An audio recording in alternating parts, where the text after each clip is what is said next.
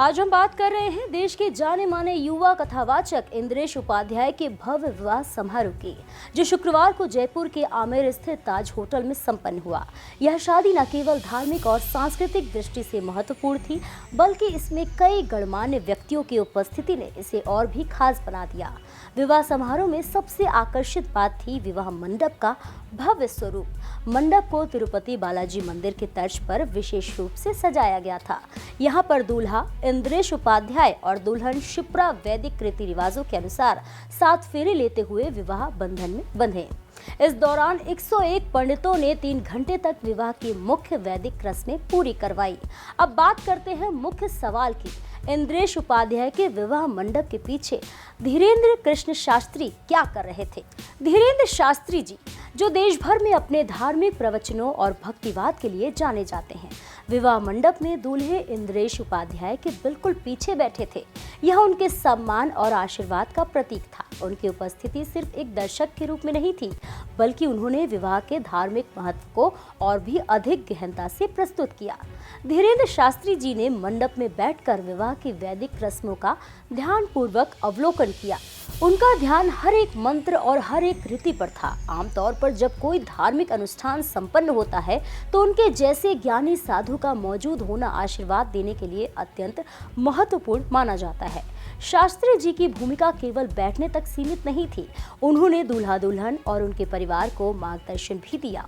वैदिक रस्मों के दौरान जब किसी मंत्र या अनुष्ठान को सही प्रकार से करने की आवश्यकता पड़ी, तो वे तुरंत निर्देश देते रहे। इस प्रकार उन्होंने विवाह को धार्मिक दृष्टि से पूर्ण और आदर्श बनाने में मदद की। इसके अलावा धीरेन्द्र शास्त्री की उपस्थिति ने समारोह में एक आध्यात्मिक वातावरण पैदा किया। उनका शांत और प्रभावशाली व्यक्तित्व पूरे मंडप में दिखाई दे रहा था।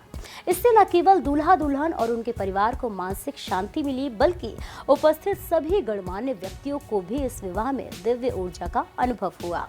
विशेष बात यह रही कि धीरेन्द्र शास्त्री जी का विवाह मंडप में होना इस बात का प्रतीक था कि विवाह केवल सामाजिक या पारिवारिक आयोजन नहीं, बल्कि धार्मिक और आध्यात्मिक महत्व का भी होता है। उनका आशीर्वाद दूल्हा दुल्हन के जीवन में सुख, समृद्धि और धार्मिकता की वृद्धि के लिए अत्यंत महत्वपूर्ण माना गया। शादी में अन्य गणमान्य लोग भी उपस्थित थे, जैसे कि सुप्रसिद्ध कवि कुमार विश्वास, लेकिन धीरेन्द्र शास्त्री की उपस्थिति ने विवाह मंडप की गरिमा को और भी बढ़ा दिया। इंद्रेश उपाध्याय और शिप्रा ने उनके सामने 7 फेरे लेकर वैदिक रीति रिवाज से विवाह संपन्न किया। समारोह के बाद शाम को जयमाला और आशीर्वाद समारोह का आयोजन किया गया, जिसमें देश भर के कथावाचक, संत और राजनेता भी शामिल हुए। लेकिन इस भव्य आयोजन में जो दृश्य सबसे यादगार रहा, वह था धीरेन्द्र शास्त्री जी का मंडप में दूल्हे के पीछे बैठा होना। यह केवल शिष्टाचार या सम्मान का संकेत नहीं था, बल्कि यह एक गहरा आध्यात्मिक संदेश भी था। इस प्रकार कहा जा सकता है कि धीरेन्द्र शास्त्री जी ने इंद्रेश उपाध्याय के विवाह मंडप के पीछे बैठकर पूरे विवाह समारोह में धार्मिक और आध्यात्मिक आशीर्वाद की भूमिका निभाई। उन्होंने वैदिक रस्मों की निगरानी की, आवश्यक मार्गदर्शन दिया और पूरे विवाह में दिव्य ऊर्जा का संचार दिया। उनके साथ उपस्थित होने से विवाह और भी पवित्र और मंगलमय बना। फिलहाल के लिए इतना ही। ऐसे ही और भी तमाम खबरों को देखने के लिए देखते रहिए भारत एक्सप्रेस यूपी।